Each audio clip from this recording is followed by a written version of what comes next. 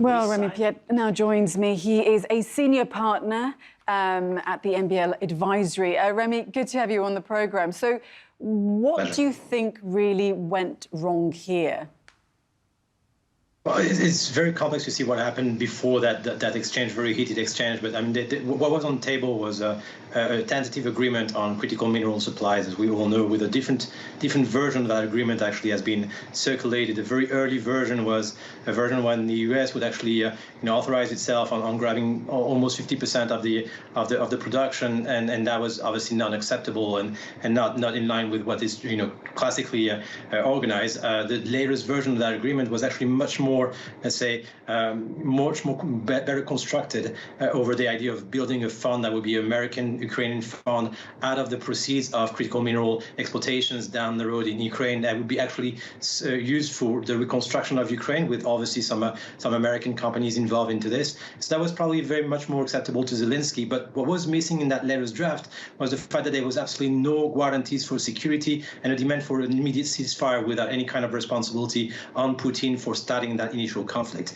So although we've seen some key progress on the actual, let's say, agreement draft on critical mineral production that is so important to the security of supplies for the defense industry in the U.S., we haven't seen any kind of progress or any kind of ambitious position from the Trump administration to try to clarify the situation on the ground in Ukraine and putting the blame on Putin, which he should deserve on this, and providing any kind of security or warranties for Ukraine in the current fight.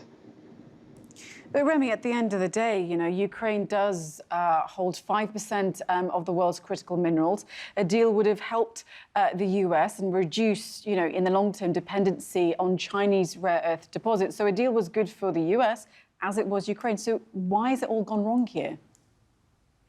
Definitely, a deal would have been very interesting for the U.S. in terms of ensuring the security of the supplies for those critical minerals, so important for the energy transition and the defense industry. However, we have to keep in mind also that those reserves and information, geological information in Ukraine are dating from at least 30 years and need to be revamped. There's a lot of information that was missing in understanding exactly the potential of Ukraine.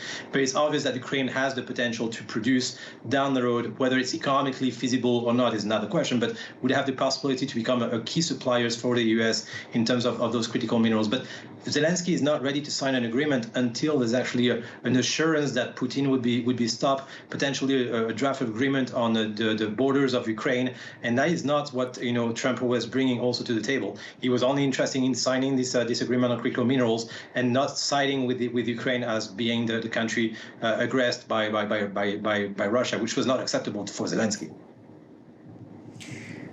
So where does this leave the EU then? I mean, can it, we had this big meeting in London on Sunday. Can it provide those guarantees for Zelenskyy and for Ukraine and also for the US so that this deal can be done? This is a very good question, because this is where the eventual decision will be taken on the future of that conflict.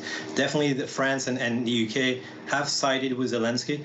They're eager to ensure that Putin is controlled and that other countries from the European, whether it's Estonia, Lithuania, Poland, would not be threatened in the future, and that therefore clearly the international community will actually label the Putin aggression on Ukraine as something that should be stopped.